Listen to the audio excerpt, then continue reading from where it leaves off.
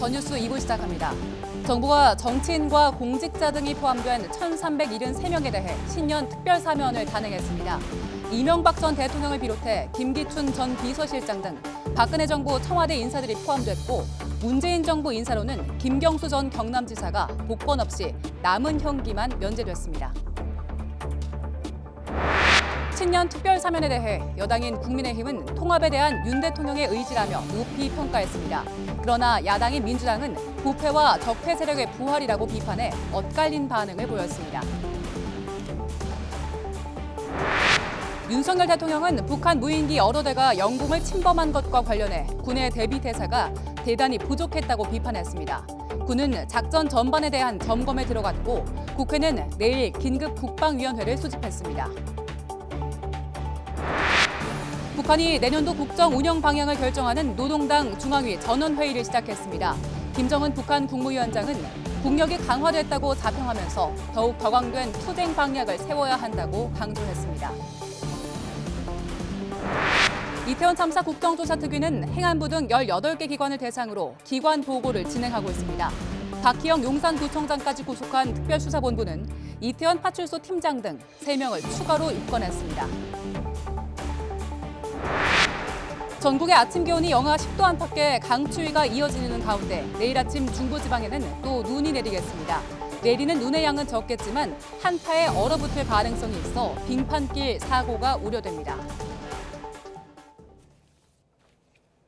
연말 특별사면 최종 명단에 이명박 전 대통령 그리고 김경수 전 경남지사 등이 여야 정치인들이 다수 포함된 가운데 김경수 전 경남지사의 복권 없는 사면으로 야권 리더십 지형 변화에 촉각이 모이고 있습니다. 오늘 전국 현안 두 분과 짚어봅니다. 백승주 전 국민의힘 의원, 김영주 전 민주당 의원과 함께합니다. 두 분 어서 오세요. 네, 안녕하세요. 네, 일단 연말 특별사면 예상대로 이명박 전 대통령은 사면 없는 사면 그리고 복권 대상에 포함이 되어 있고요. 김경수 전 경남지사 가석방 불원서를 냈는데 복권 없는 사면 대상에 포함이 됐습니다. 일단 오늘 결정 예상하셨습니까? 글쎄요, 이제 뭐 그런 이제 그 김경수 지사가 본인이 그걸 원치 않는다 하더라도 어쨌든 법무부에서 공식적인 결정이 나와서 사면 심사위원회에서 나면 어쩔 수 없이 따라야 되는 것 같고요. 다만 뭐 그럼에도 불구하고 이번 그 복권은 정부 여당이 통합이라고 하는 얘기를 하지만 그러기에는 좀 여러 가지 아마 야권 인사들의 포함이 좀 그 경중에 있어서 너무 부족하지 않았느냐 하는 측면들도 있고요. 이제 그리고 또 특히 오히려 김경수 지사보다는 이명박 대통령에 비해서 한명숙 전 총리의 같은 경우는 근데 82억 벌금과 7억 추징금 사이에서 조금 더 큰 틀에서의 대통령께서 혹은 법무부 장관에서 좀 어떤 부분이 있었다면 어렵사리 좀 국민 통합이라든지 여야의 균형 잡힌 그런 어떤 뭐 복권 사면이라고 할 수 있는데 뭐 그런 면에서 좀 부족하고 또 한편으로 보면 소위 이명박 박근혜 전 두 대통령 시절에 상당히 많은 공직자들 또 많은 그 분들이 복권에 됐다는 거 보면 야당은 다시 한번 아마 과거 국정농단 세력들에 대한 뭐 부활 혹은 실제로 윤석열 대통령께서 서울중앙지검장 때 구속하고 구속했던 분들을 다 면죄부를 든 것에 대해서 어떻게 볼 것인가 하는 것도 좀 논란의 대상이 된다 그렇게 봅니다. 네. 예, 저는 사면 적절한 시기에 잘했다 이렇게 생각하고 높이 평가를 합니다. 이 국가가 여러 가지 어려운데 정치인들 또 공직자들을 힘을 합쳐갖고 이 위기를 극복하는 도움이 되었으면 좋겠다 생각이 들고요. 지금 논란이 되고 있는 김경수 지사 경우에는 저는 사면에 저는 뭐 좀 반대한 입장입니다만 그러나 원칙을 일관되게 적용했다고 봅니다. 왜냐하면 이번에 대상을 주로 정치인, 공직자 그리고 선거사범들에게 일관 전부 다 적용했거든요. 어쨌든 개인의 어떤 여러 가지 입장하고 달리 선거사범이었고 정치인이기 때문에 일관 같은 잣대를 들이댔지 않나 이렇게 생각을 합니다. 그래서 저는 김경수 지사 사면과 관련해서 관심 있게 사면된 사람이 드루킹 특검을 이끌어낸 김성태 전 원내대표예요. 김성태 원내대표가 사면 복권됨으로써 여권 내에 하나의 그 여러 가지 세력이 더 두터워지고 여권 내 새로운 하나의 중심이 될 가능성이 있다 이렇게 보고 여권 지형에도 영향을 줄 것으로 이렇게 봅니다. 네, 두 분 평가처럼 여야의 평가도 엇갈렸었는데요. 윤석열 대통령은 신년 특별사면과 관련해서 국력을 하나로 모아나가는 계기가 되길 바란다 이렇게 밝혔는데 듣고 돌아오겠습니다. 각계의 의견을 수렴해서 신중하게 사면 대상과 범위를 결정했습니다. 이번 사면을 통해 국력을 하나로 모아나가는 계기가 되기 바랍니다. 감사합니다. 네, 국민 통합의 계기가 되길 바란다라는 얘기를 했는데 앞서 이게 균형이 맞지 않는다라는 평을 해주셨어요. 과연 국민 통합이 될 수 있을까요? 그 대상이 되는 공직자 정치인들이 지난 문재인 정부 때 그 어려움을 겪은 분들이 많기 때문에 수적인 측면이나 여러 가지 봤을 때 조금 균형이 안 맞다 이런 주장이 제기되는데 저는 이해가 안 되는 것이 이재명 대표가 너무 험한 말로 이 사면 복권 문제를 거론했어요. 몰상식하다, 불공정하다, 내 편 살리기다 이렇게 얘기했는데 이 사면이 윤석열 대통령이 처음 한 건 아니잖아요. 지난 74년 동안에 103번이나 역대 대통령이 다 했어요. 문재인 대통령도 했고 그런 측면에서 대통령의 통치권 행사 일반 사면이 아닌 국회 동의가 필요한 특별 사면 한 데 대해서 야당 대표가 그렇게 몰상식이란 말까지 단어까지 사용하면서 격앙되게 비판하는 데서는 국민 화합에 도움이 안 된다. 또 민주당에도 도움되지 않은 발언이다. 저는 그렇게 생각을 합니다. 네, 그런데 박근혜 정부 주요 공직자들이 이번에 많이 사면이 됐잖아요. 그 부분에 대해서는 어떻게 평가하십니까? 그 부분에 대해서 저는 일부 그 평론가들이 얘기했지만 관행에 의했던 것이 엄정히 잣대를 들여서 처벌받은 경우가 많습니다. 국정원 예를 들면 국정원 예산을 사용한 이런 부분에 대해서 관행적으로 사용됐던 부분이 이제 처벌된 부분에 억울한 부분이 있죠. 그런 부분에 대해서 또 박근혜 정부 때 공직자 또 정치인이 많이 어려움을 겪었는데 화합 차원에서 잘했다 이렇게 생각하고 적절하다 이렇게 생각을 합니다. 예. 그리고 김경수 전 지사는 복권은 되지 않았기 때문에 지금 피선거권을 박탈당한 상태잖아요. 그러면 2028년 5월까지는 공직선거에 나갈 수가 없는 상황인데 앞으로 일단 나오게 됐으니까 어떤 역할을 할 수 있을까요? 글쎄요, 이제 사실은 그런 이제 2028년이라고 하면 한 10년 동안 정치하지 마라. 결국 근본적으로 원래 그렇게 만든 이유는 다시 정치하지 말라는 뜻을 갖고 있어요. 원래는 내용적으로 보면 한 10년 동안 정치를 못하게 하면 정치적 영향이 줄어드는 거죠. 이제 그럼에도 불구하고 저는 역으로 보면 만약 복권을 시켜줬다라면 음모론이 있어날 겁니다. 어떤 면은 또 역설적이게도 말하자면 이재명 지사를 완전히 허물어뜨리기 위한 조작 정치 일환이다. 이렇게 또 역비판도 있을 수 있어요.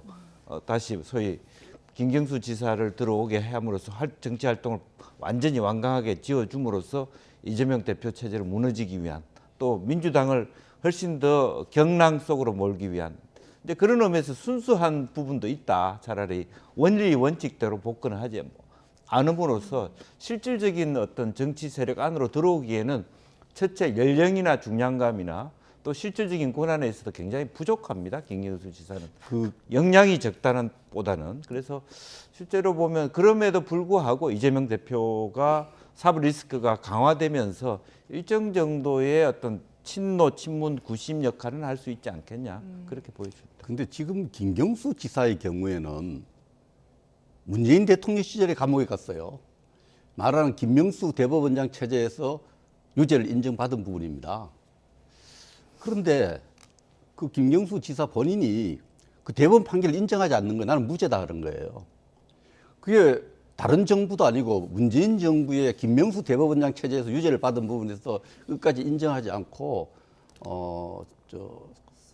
사면에 받아들이지 않겠다 이런 입장들은 물론 미래 정치를 위한 어떤 여러 가지 자산 쌓기로 봅니다만 저는 납득이 안 가요. 문재인 정부에서 구속됐거든요. 그리고 선거권, 피선거권 제한 이런 문제는 다른 국민들의 행평성을 고려할 때 뭐 본인이 좀 이해해야 될 부분이 아니냐. 그렇지 않습니까? 문재인 정부의 김명수 대법원장 체제에서 구속되고 재판받은 분이 그걸 인정하지 않는다는 건 공직자로서 최소한의 저는 여러 가지 생각의 부분이 많다. 이렇게 생각을 합니다. 네, 반면에 이명박 전 대통령 같은 경우에는 사면 복권으로 이제 정치적으로는 완전히 자유로워졌잖아요. 앞으로 그렇습니다. 어떤 역할을 할 수 있겠습니까? 저는 기대하는 것이 외국의 대통령들처럼 사면 복권된 대통령님들이 좀 더 그 경험, 외교적이나 국방 안보 이런 또 여러 가지 국정 운영 경험이 다음 대통령들 또 미래 대통령들한테 공유되는 국가를 위해서 그런 봉사하는 활발하게 봉사하는 그런 모습을 보고 싶습니다. 네. 그래서 저희가 앞서 잠깐 얘기를 했는데 그 이명박 전 대통령 포함해서 뭐 최경환 전 부총리, 남재준 전 국정원장, 김기춘 전 비서실장, 조윤선 전 정무수석, 우병우 전 민정수석 대부분 윤석열 대통령이 그 검사 시절에 기소를 하고 수사하면서 처벌받은 인사들이잖아요. 네. 그래서 이게 좀 모순이 아니냐. 민주당 내에서는 심각한 자기 부정이다 그럴 이런 수 있죠. 지적들 나오고 자기가 있어요. 제가 있다고 기소하고 구속하고 이제 그렇게 됐고 물론 뭐 판단은 뭐 검찰이 하는 게 아니고 판사가 하는 거지만 그래놓고 본인이 대통령 돼서 그것을 다 면죄부를 주는 또 사면시키는 것은 좀 그런 면에서는 비판의 대상이 될 수도 있고 또 하나는 제가 아쉬워하는 것은 이렇게 많은 수를 하는 데 있어서 어찌 보면 8대2, 9대1의 어떤 여야 균형이라면 사실은 사면의 수단이라는 건 성탄절 사면도 있고 뭐 석탄일 사면도 있고 8.15 사면도 있고 조금 나눠가면서 좀 할 수도 있지 않았겠냐. 물론 뭐 정치인 사면을 매번 한다는 그 비판을 받기 어렵기 때문에 한 번에 한다고 하지만 이제 그런 면에서는 사실은 과연 이 사면을 어떻게 볼 것이냐. 저는 오히려 역으로 보면 내년 2월 3월에 있을 전당대회 때 본인 윤석열 대통령의 확실한 당내에서의 어떤 지형을 만들기 위한 그런 집중적인 여당만을 위한 목표를 둔 사면이고 그 사면에 일부 야당 인사들이 둘러서고 있다. 그런 인상도 적지 않습니다. 왜냐하면 이명박 박근혜 정부의 핵심 인사들 그동안에 뭐 감옥 같은 사람들이 전부 다 풀어주는데 그 사람들이 다 정치할 사람들은 아니에요. 뭐 이명기 이런 분들이 상당히 많은 원세훈 이런 분들이 뭐 정치를 하겠습니까? 할 수 없지만 당내에서의 소위 친 윤석열 지형을 두텁게 만드는 그런 역할은 충분히 할 것이다. 이제 그런 형태로 볼 수밖에 없다라고 보이죠. 네, 백승주 의원께서는 민주당 지적 어떻게 들으셨어요? 민주당 지적을 제가 조금 전에 소개를 드렸지만 사면에 대해서도 사면 받는 분들의 심정도 해야 될 거 아닙니까? 그래서 좀 국민 화합 차원에서 잘 되기를 바란다는 이런 멘트 좀 기대는 그런 게 없고요. 불균형은 당연하게 나올 수밖에 없죠. 저는 민주당이 좀 제가 아쉬웠던 부분을 사면에서 경제가 사실 너무 어렵습니다. 실물 경제 돌아다니 보면은 실물 경제가 뭐 건설뿐만 아니라 모든 분야 어려운데 국민들이 또 다른 시각도 있을 수 있지만 경제인들에 대한 사면을 좀 해서 경제에서 그 분위기를 조금 경제에 집중하는 그런 사면이 좀 보태졌더라면 하는 그런 아쉬움이 있어요. 민주당이 그런 지적을 좀 했더라면 어떨까? 경제인들의 사면에 대해서 좀 고려가 아쉽다. 이런 멘트가 나왔으면 좋은데 이걸 아주 몰상식하고 불공정하다 그러면 앞으로 민주당도 집권할 거 아닙니까? 그 사면권 행사 안 할 거예요. 그런 면에서는 조금 특히 뭐 당의 다른 민주당 의원들이 이야기하는 건 제가 이해가 되지만은 당대표가 앞장서서 그렇게 거친 표현으로 MB 사면을 굉장히 격렬하게 규탄했더라고요. 그런 부분은 참 안타깝고 아쉽다 이렇게 생각했습니다. 네, 일단 10년 특별 사면 결정 나서 이야기 나눠봤고요. 자, 이제 오늘 포함해서 올해가 닷새 남았습니다. 일몰법 관련해서 여야 간 협상이 답보 상태인데 이 일몰법이 정부가 미리 정해놓은 기간이 지나면 국회 별도 조치가 없는 이상 자동 폐지가 되도록 만든 법이잖아요. 근데 지금 쟁점 법안이 2개입니다. 안전운임제 그리고 추가 연장 근로제 2가지인데 내일 본회의가 예정되어 있는데 여야는 아직도 입장 차가 큰 상황인 것 같아요. 일단 국민의힘 입장 어떻습니까? 이거요. 국회의장이나 국회의원, 국회 주요 당직 국회 그 주요 위원장들은 국민 앞에 사과해야 됩니다. 일몰제가 딱 예정돼 있지 않습니까? 다시나 또까지 결론을 못 내고 국민 앞에 이런 모습을 보이는 것은 정말 예의 없고 직무유기입니다. 이런 중요한 법들은 1년여 전부터 의논해서 다시 앞두고 이렇게 허둥지둥되는 모습들을 안 보여야 되죠. 그래서 일몰제 이런 부분들은 이번에 뭐 어쨌든 여야가 합의를 좀 이루어내고 다음부터 일몰제가 있으면 적어도 법적으로 그렇게 만들 필요가 있어요. 적어도 한 절반 정도 지났을 때 2년이면 1년 정도 지났을 때부터 이 일몰제를 계속 연장할 것인가 폐지할 것인가 대체 입법을 할 것인가에 대한 합의가 이루어져야 돼요. 그거 하라고 국회 만들어 놓은 거 아닙니까? 국회가 정말 직무유기한 모습을 보고 있다. 이렇게 생각을 하고 그래서 조속히 합의하기를 바랍니다. 네, 그럼 국회 역할을 하려면은 양당이 협의를 하고 뭐 논의를 이어가야 할 텐데 지금 주호영 원내대표 같은 경우에는 일몰 법안에 대해서는 더 이상 추가 합의나 협상은 없을 것이다 이렇게 못 박은 상황이잖아요. 예, 그 부분에 대해서 이제 입장 차가 있었던 거죠. 합의를 못했는데 그렇더라도 이 부분에 대해서 이 여야가 5일 남았지만 합의하는 모습들 그렇게 보여줘야 됩니다. 네. 그리고 민주당 입장은 어떻습니까? 사실 원칙적으로 보면 이제 법 개정적으로 뭐 여야를 떠나서 뭐랄까 정밀하게 할 필요는 있다 생각합니다. 일몰이라고 하는 것은 한 번의 유예를 통해서 3년 연장하는 것인데 계속 일몰제를 연장해 간다는 것은 무슨 의미가 있느냐. 따라서 일몰제 법안은 더 이상 연장하지 않도록 규정을 해서 명확하게 이해 당사자끼리 합의하는 게 필요해요. 그러니까 일몰제를 어떻게 보느냐 하면 여당에서는 일몰제라고 그다음에는 그것을 지속화하자라고 하나의 전략으로 살레미 전술의 일환으로 일몰제를 본단 말이에요. 그런데 여당의 입장에서 일몰제를 한 번 더 했으니까 이번이 마지막이라고 보는 거 사실 어떻게 보면 여당 말이 맞기도 해요.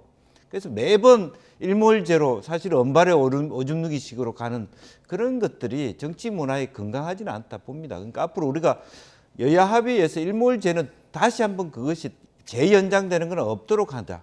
그런 게 저는 필요한 것 같고요. 차라리 그럴 바에야 지금 여당 안처럼 아예 일몰제를 올해 안에는 그냥 끝나고 샷다운 시키고 좀 더 정밀한 새로운 법안을 만들자. 솔직히 그런 부분이 더 훨씬 나을 수도 있습니다. 네. 그리고 그런 차원에서 이제 뭐 논의를 해야 돼. 다만 이제 텀이 있잖아요. 새 법을 만들 때까지 5, 6개월 동안에 어떻게 이 여러 가지 혼란과 목소리를 국회나 정부가 받아 안을 것이냐 이런 부분에 있어서 이번의 경우에는 한 번 정도 이렇게 일몰제 국회도 충실히 하지 못했다는 자기 반성이 필요하기 때문에 일정 정도 화합적인 목소리를 내고 한 번의 유예 그렇지만 다음번에 또다시 이런 일이 벌어져서는 안 된다라고 하는 네. 여야 당사자 간의 합의가 좀 있었으면 좋겠습니다. 네. 일몰제 취지로 보면은 네. 합의 안 되면은 없어지는 거죠. 예, 그렇죠. 일몰제 취지에 맞긴 맞는데 그러나 이 부분에 대해서 조금 전에 말씀드렸다시피 이까지 5일 납두까지 끌고 올 건 아니다 그죠. 적어도 5개월, 6개월 전, 1년 전에는 여기에 대한 어느 정도 결론을 가졌어야 된다 이렇게 생각합니다. 네, 일단 이 사안에 대해서는 두 분 다 뭐 국회에 대한 역할을 더 강조해 주셨는데 일단 내일 본회의 예정됐으니까 상황 지켜보도록 하고요. 이제 여야 원내대표가 오늘도 전 현 정부 때리기에 여념이 없는 모습인데요. 관련 녹취 듣고 돌아오겠습니다. 문재인 정부 청와대가 임기 5년간 무려 950건 이상의 통계 자료를 공표 전에 미리 살펴봤다는 것이 밝혀졌습니다. 명백한 법률 위반입니다. 진위 개수 등 당시 상황에서 불리한 지표들은 아예 삭제되기까지 했습니다. 국민의 행복도까지 조작하는 것은 조지 오웰의 동물농장에서나 가능한 일입니다. 민생 범죄와의 전쟁이 아니라 야당과의 전쟁, 전 정부와의 전쟁에 나선 정치검찰 그 최천병에는 이른바 윤석열 사단이 있습니다. 윤석열 정권은 위기의 경제와 민생은 재난 수준인데도 정작 반감만 하고 국민의 고단함을 철저히 외면하고 있습니다. 할 줄 아는 것이라고는 오로지 전 정권 지우기와 정적 때려잡기뿐입니다. 네, 먼저 주호영 원내대표, 문재인 정부 청와대에서 통계 자료를 950건 이상을 따로 받았다, 사전에 받았다라고 하면서 문제를 제기했는데 이게 원칙적으로는 받을 수 없는 겁니까? 제가 생각할 때 통계청 자료를 열람은 정부가 할 수 있죠. 부처간에 열람을 하는데 그것을 통계 내용을 활용하는 데 있어서 감추거나 은폐하거나 또 다른 숫자로 조작하거나 이렇게 하면 큰 범죄죠.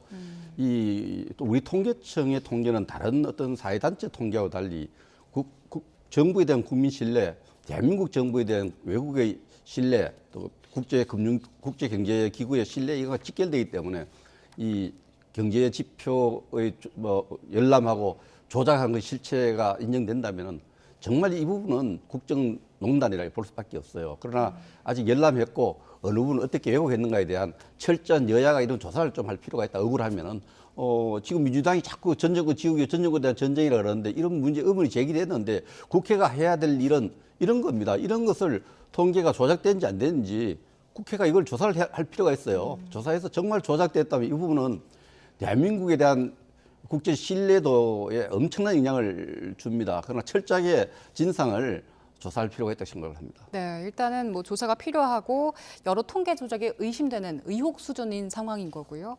반면에 민주당에서는 이재명 대표 검찰 소환 관련해서 일단 강력히 규탄하면서도 탄압의 칼날 피하지 않겠다, 당당히 임하겠다 이렇게 밝힌 상황인데 그럼 어떤 전략 가지고 임하는 겁니까? 글쎄 우선은 뭐 두 가지겠죠. 어쨌든 왜 피하느냐. 제가 없으면 당당히 맞서라라고 하는 여당의 주장에 대해서 수용한다는 뜻 아니겠습니까? 계속 피한다라고 하는 것은 당내에서도 부담이 커지는 겁니다.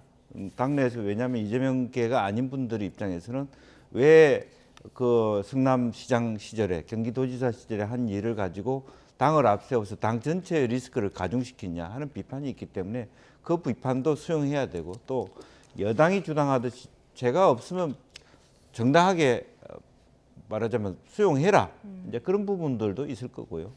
또 하나는 실제로 본인도 여러 가지 유동규부터 뭐 각 그 대상자들이 김만배 이런 분들이 얘기하는 부분에 대해서 수사가 어느 정도 진척됐는지를 한번 들어가서 확인해 보고 싶은 속내도 분명히 있을 겁니다. 뭘 가지고 질문할 것이냐 하느냐에 따라서 본인이 한번 대응도 어떻게 짜느냐 하여튼 피해자가 될 수 있기 때문에 이제 그런 부분들이 다 다목적으로 들어가 있지 않느냐 저는 그렇게 봅니다. 네, 민주당 이재명 대표 내일 검찰 소환 통보를 받은 상황인데 오늘 호남행을 택했고 일단 내일 소환에는 불응한다는 입장인데 어제 기자회견했잖아요. 당당하게 수사에 임하겠다. 네. 그런데 주변에서는 많이 만류했다고 하더라고요. 네, 그것은 만류하는 사람들은 이재명이 없어지면 힘이 없어지는 사람이겠죠.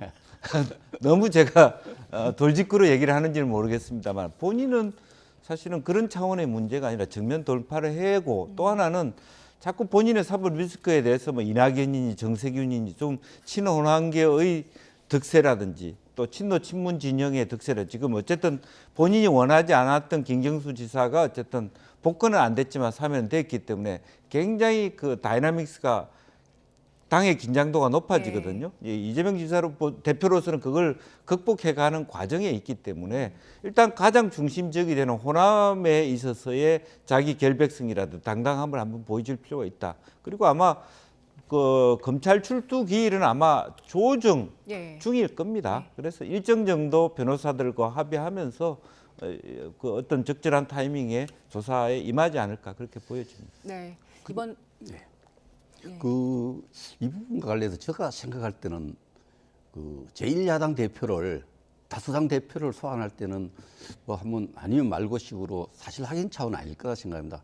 증거를 차곡차곡 쌓아놓고 소환하지 않겠나 이런 생각에 대해서 이재명 대표는 민주당이 굉장히 긴장하는 것 같고요.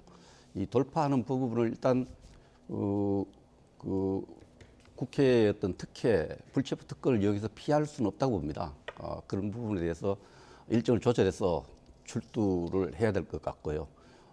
그런 측면에서 민주당의 그 당대표의 사법 리스크가 현실화되는 그런 국면으로 들어가고 있다 이렇게 볼 수 있습니다. 예, 알겠습니다. 자, 이번엔 국민의힘 상황 짚어보겠습니다. 전당대회가 내년 3월 8일로 확정됐는데 이런 가운데 오늘 김기현 의원이 출사표를 던졌습니다. 그래서 지금 김기현, 장제원, 김장연대가 무르익고 있는 상황인데 일단 김기현 의원의 관련 녹취 듣고 돌아오겠습니다. 우리 손으로 뽑은 자랑스러운 윤석열 대통령의 성공이 바로 우리 당의 성공이고 대한민국의 성공을 이끄는 길입니다. 제가 당대표가 되면 우리 당 지지율을 55%, 대통령 지지율을 60%까지 끌어올리도록 하겠습니다. 이 5560 비전을 통해서 국민들에게는 희망을, 당원들에게는 긍지를 안겨드리고 100년을 지속할 수 있는 집권 여당의 초석을 다지겠습니다. 네, 김기현 의원이 공식적으로 첫 출사표 던졌는데 지지율, 대통령 지지율 60% 그리고 당 지지율 55%까지 끌어올리겠다라고 했습니다. 어떻게 들으셨어요? 윤심 선빵, 선빵 필승 이 말이 생각납니다. 그 윤심을 먼저 이렇게 장악하겠다는 이런 먼저 출사표를 던진 것 같고요. 그래서 또 먼저 이렇게 끌어들이면은 이길 수 있다 이런 확신에 차 있는 것 같습니다. 그런데 이 부분은 또 선방하면 또 뒤에 많은 또 경쟁자들이 또 예. 생기겠죠. 그런 부분에서 일단 대통령 지지율을 끌어올리고 또 당의 지지율을 끌어올려서 100년 집권의 보수 정권을 만들겠다 이런 비전을 내놨는데요. 잘 되길 바랍니다. 당원의 한 사람으로서. 그러나 이 선방 필승 부분 이 부분에 대해서 지금 지지율이 잘 안 뜨고 있는 것 같아요. 제가 여러 조사기관 조사를 예. 보니까 김장연대를 했는데도 이 현재 당 지지율과 대통령 지지율을 끌어올리는 것도 미래 비전은 중요하지만 본인의 지지율을 끌어올리는 게 가장 큰 당면 과제가 아닐까 이렇게 생각을 합니다. 지금 그 나오겠다고 하는 분들이 상당히 많잖아요. 그래서 지금 도드라진 대체 후보가 없다. 제일 뭐 이런 먼저 얘기 출마 나오고. 선언을 한 분은 한교안 전 대표죠. 예, 원내에서. 대표고 공식 출마 선언을 하지 않았지만 거론되는 분들은 좀 많죠. 예. 제가 볼 때는 거의 출마를 기정사실하고 있는 유승민 전 의원도 있고 나경원 대표도 조금 관심을 갖고 있는 것 같고요. 또 권성동 전 원내대표 그래서 많은 분들이 출마를 준비하고 있는 것으로 제가 알고 있습니다. 네, 상대당 상황이지만 지금 어떻게 보고 계십니까? 그래서 우선 결선 투표제를 채택했다는 것은 누구도 앞다는 사람이 없다라는 거고요. 뭐 죄송한 얘기지만 지금 현재 김기현 대표는 자기 지지율이나 좀 10%로 끌어올렸으면 좋겠습니다. 지금 자기 지지율을 거의 4등, 5등으로 만들어 놓고 뭐 대통령 지지율이었고 당의 오늘 지지율. 출사표 던지셨는데. 그래서 너무 가혹한 말씀인지는 모르겠습니다만 어쨌든 비전이라고 하는 것은 당원이나 국민들이 가능하다 입에 침이 고이게 하는 나도 뭐 저런 전략을 하면 참 국민의힘이 다음 총선에 압승하겠나라는 그런 그림들이 있어야지 막연하게 김장 담가 가지고 50% 되는 건 아니지 않습니까? 이제 그런 측면에서 앞으로 뭐 나경원, 권성동 또 그 김기현 이런 분들이 대통령 입장에서도 다 미덥지 않다는 것이 결선 투표제이거든요. 그러니까 여러 구성원들 중에 유승민은 떨어뜨려야 되는데 우리 쪽에 누구도 압도할 수 있는 사람이 없다. 그게 현실이다 봅니다. 네, 알겠습니다. 자, 오늘 정치권 현안은 두 분과 함께 짚어봤습니다. 백승주 전 국민의힘 의원, 김영주 전 민주당 의원과 함께했습니다. 고맙습니다.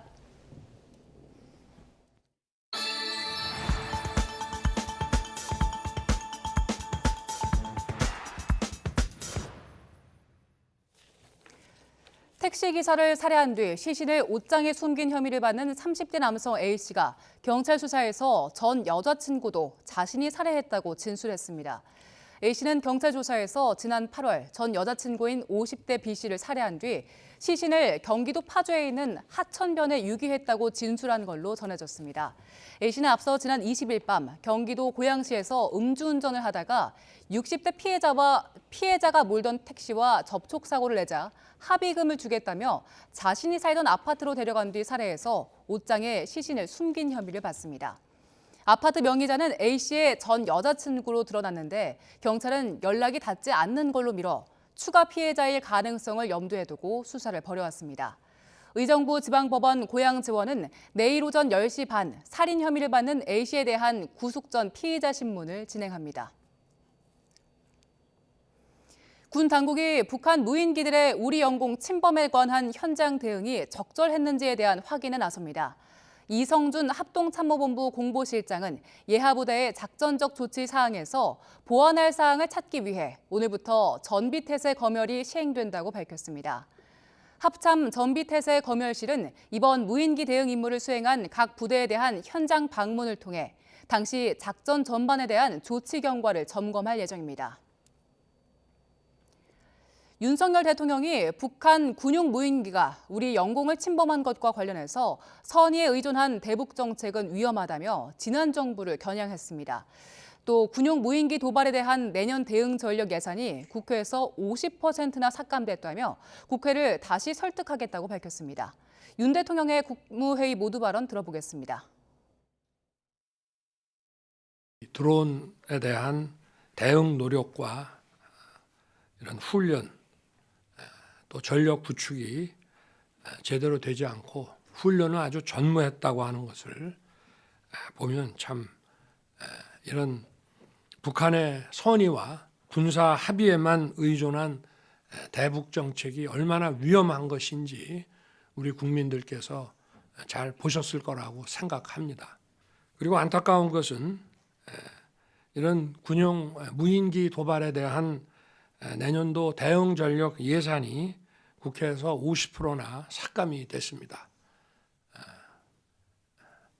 새해 국회를 다시 설득해서 이런 전력 예산을 좀 증액을 해서 국민들이 불안해하지 않으시도록 좀 예산과 전력을 확충하도록 하겠습니다. 오늘 0시 기준 코로나19 신규 환자는 87,596명으로 집계됐습니다. 휴일 효과가 나타난 어제보다는 6만 2천여 명이 많고 지난주 화요일보다는 60명, 2주 전보다는 770명 늘어났습니다. 겨울철 유행이 완만한 증가세를 이어가며 화요일 기준으로 지난 9월 6일 이후 16주 만에 최다를 기록했습니다. 위중증 환자는 592명으로 열흘째 500명대를 유지했습니다. 코로나19로 어제 하루 숨진 사람은 50명으로 누적 사망자는 3만 1,882명입니다. 배달업 종사자 수가 코로나19 발병 이후 급증했다는 조사 결과가 나왔습니다. 종사자 10명 가운데 절반 가까이가 반년 사이에 교통사고를 한 번 이상 경험했다고 답했습니다. 최기성 기자입니다. 2022년 상반기 기준 배달업 종사자는 23만 7,188명입니다. 코로나19 창궐 이전인 2019년 상반기 11만 9,626명과 비교하면 2배 가까이 증가했습니다. 배달의 민족이나 쿠팡이츠 같은 주문 중개 플랫폼은 37개 업체, 바로고나 생각대로 같은 배달 대행 플랫폼은 51개 업체로 나타났습니다. 전국에선 배달 대행 업체 7,700여 개가 운영 중입니다. 배달업 종사자 10명 가운데 4.3명은 최근 6개월 동안 교통사고를 경험한 적이 있다고 답했습니다.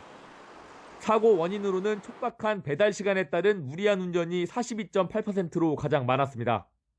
상대 운전자의 미숙도는 부주의 41.4%, 배달을 많이 하기 위한 무리한 운전이 32.2%로 뒤를 이었습니다.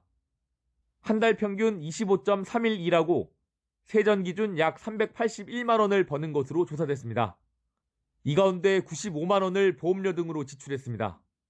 하루 평균 배달 건수를 보면 주중 37.4건, 주말 42.3건이었습니다. 평균 운행 거리는 주중 103km, 주말 117km로 집계됐습니다. 노동 조건 개선을 위해서는 배달 수수료 체계 개선이 필요하다는 응답이 43.8%로 많았고 노동자 지위 인정 13.7% 등이 뒤를 이었습니다. 코로나 이후에 배달 라이더 수가 크게 증가한 것으로 나타났습니다. 국토교통부가 배달업에 대해 실시한 첫 실태조사라는 점에서 의미가 있습니다. 이용자를 대상으로 한 조사 결과 57%는 평균 2,000원대 배달료를 낸다고 답변했습니다. 평균 3,000원대 배달료를 지불한다고 답한 사람은 31%였습니다. 소비자 88%는 배달앱을 통해 주문하며 빈도를 보면 42%가 한 달에 3에서 5회, 38%는 1에서 2회 이용했습니다. 이용 시간은 저녁 식사 시간인 오후 5시부터 8시에 몰려 있었습니다. 국토부는 앞으로 주기적으로 실태조사를 진행해 결과를 발표할 방침입니다. YTN 최기성입니다. 코로나19와 독감 동시 유행으로 감기약 품귀 우려가 커지자 대한약사회가 감기약을 적정량만 판매하도록 안내했습니다. 대한약사회는 전국 16개 시도 지부에 공문을 보내 약국에서 감기약 등 호흡기 질환 치료제를 판매할 경우 적정량만 판매될 수 있도록 소속 회원에게 적극 안내해달라고 요청했습니다. 약사회의 이번 공문은 보건복지부가 최근 감기약 판매와 관련한 주의사항을 안내하고 약국에 협조를 요청한 데 따른 걸로 알려졌습니다. 이태원 참사를 수사하고 있는 경찰청 특별수사본부가 피의자 3명을 추가로 입건했습니다. 또 참사 현장에서의 1차적 책임이 있는 인물들에 대한 신병 처리가 끝나면 수사가 마무리 단계에 진입할 걸로 전망하고 있습니다. 특수본 관계자는 오늘 기자들을 만나 그동안 확보한 자료와 진술을 바탕으로 이태원 파출소 팀장 2명과 해밀턴 호텔 별관 1층 술집 대표 1명을 추가로 입건했다고 밝혔습니다. 이태원 파출소 팀장 2명은 참사 전후 112 신고를 제대로 처리하지 않은 혐의를, 해밀턴 호텔 술집 대표는 골목에 불법 건축물을 설치한 혐의를 받습니다.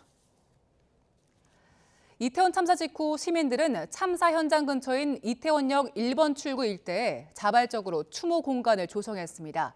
이제 50여일이 지나면서 공식 추모 공간을 마련하는 것도 추진되고 있지만 장소를 놓고 유가족과 서울시의 입장이 갈리면서 첫걸음부터 난관에 부딪혔습니다. 박정현 기자의 보도입니다. 이태원 참사 이후 희생자들을 애도하는 추모의 공간으로 자리 잡았던 이태원역 1번 출구. 일대를 빼곡히 메웠던 손편지와 꽃다발이 하나둘 상자로 옮겨집니다.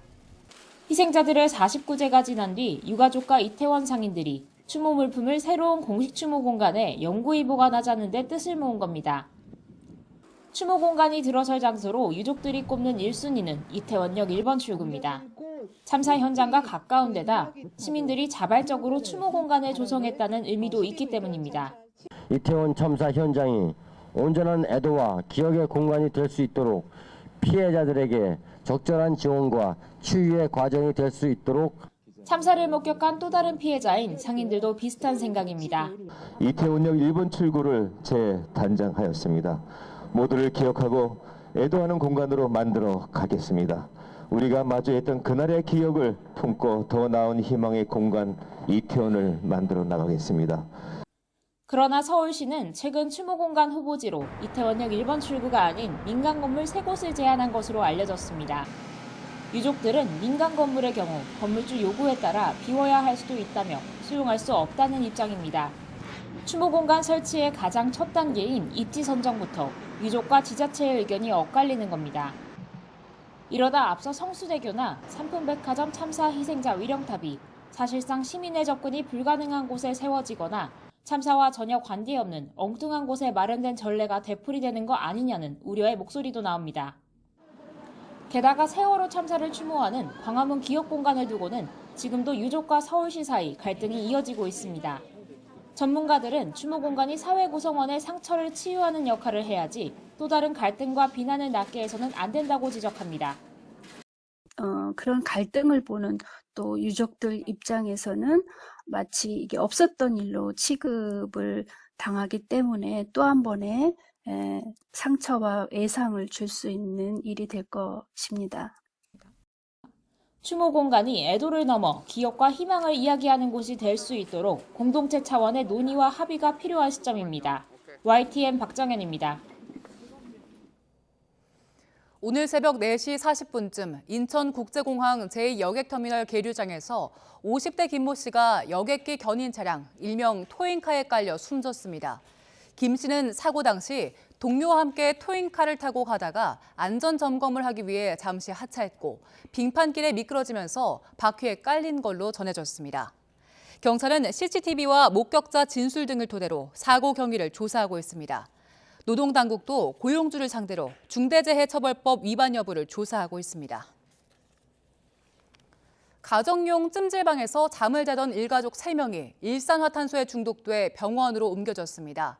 오늘 아침 7시 반쯤 강원도 영월군 영월읍 흥월리에서 76살 A씨 등 3명이 일산화탄소 중독 증상을 보여 119에 신고했습니다.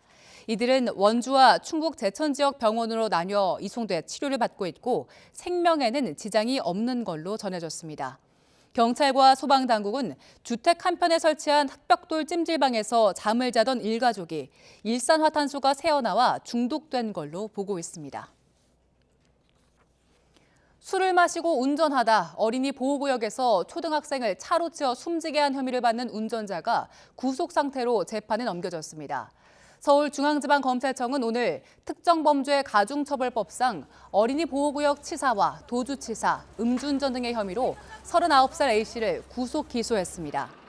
A씨는 지난 2일 서울 청담동에 있는 초등학교 후문에서 방과 후 수업을 마치고 하교하던 9살 이모군을 차로 치어 숨지게 한 혐의를 받습니다. 당시 A씨의 혈중 알코올 농도는 면허 취소 수준으로 A씨는 사고 직후 근처 집으로 들어갔다가 다시 현장에 돌아온 걸로 조사됐습니다. 일본군 위안부 피해자인 이옥선 할머니가 향년 94세 나이로 세상을 떠났습니다. 위안부 할머니 후원시설 나눔의 집은 어젯밤 9시 40분쯤 이 할머니가 급성 폐렴으로 분당 모 병원에서 영면에 들었다고 밝혔습니다. 1928년 태어난 이 할머니는 16살 때 중국 만주 위안소로 끌려가서 일본군 성노예로 고초를 겪은 뒤 해방 직후 귀국했습니다. 이 할머니의 별세로 정부에 등록된 위안부 피해자 240명 가운데 생존자는 이제 10명입니다.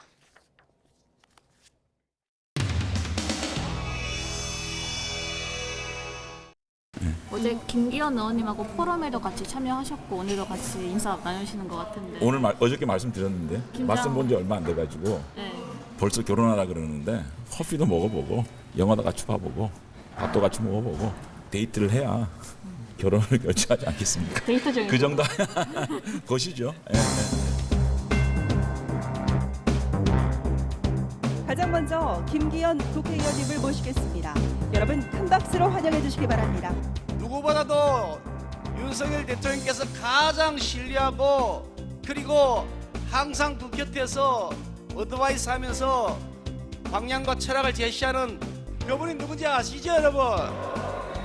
바로 우리 장제원 의원님입니다. 여러분 맞죠? 박수 한번 세게 쳐줍시다. 맛있는 김장도 담그고 영양가 풍부한 식단 만들어서 부산도 대한민국도 발전시키는데 저도 힘을 보태도록 하겠습니다. 감사합니다. 우리 지도자 중에 덕장, 지장, 용장, 맹장, 운장 이렇게 하지 않습니까? 저는 우리 김기현 의원님께서 덕장과 용장을 두 개를 함께 갖춘 그런 지도자라고 생각해서 여러분 우리 김기현 대표님께 큰 박수 부탁드립니다. 제가 요즘 김기현 선배님하고 김장연대니 뭐니 이런 얘기를 해가지고 많은 당권 주자들이 비판들을 하더라고요. 차기 지도자의 가장 큰 덕목이 뭐라고 생각하십니까? 연대와 통합을 이끌어낼 수 있는 그런 리더십 아닙니까? 그것을 선택의 가장 큰 기준으로 생각하는데 동의하십니까 여러분?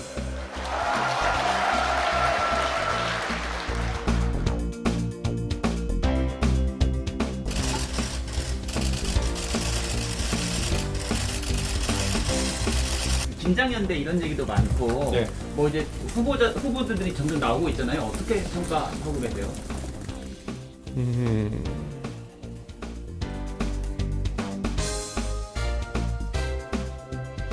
새우 두 마리가 모이면 새우 두 마리고요. 절대 고래가 되지 않습니다. 그러면은 굉장히 거기에 밖에 살아야 된다는 거죠. 제가 우리 당에 진짜 꼴보기 싫은 의원이 하나 있어요. 근데 만약 그 꼴보기 싫은 사람의 아들이 사고를 치고 다닌다. 저는 단 한 번도 그 의원을 까면서 그 사람 아들을 거론한 적이 없습니다. 네.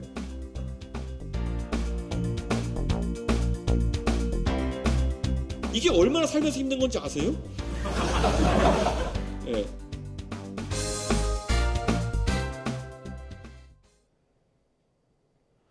오늘은 잠시 예년 수준의 겨울 날씨를 되찾았습니다. 하지만 내일 오후부터는 다시 찬 공기가 밀려오겠고 내일 서울의 한낮 기온은 영하 2도로 나흘 만에 다시 영하권으로 내려가겠습니다.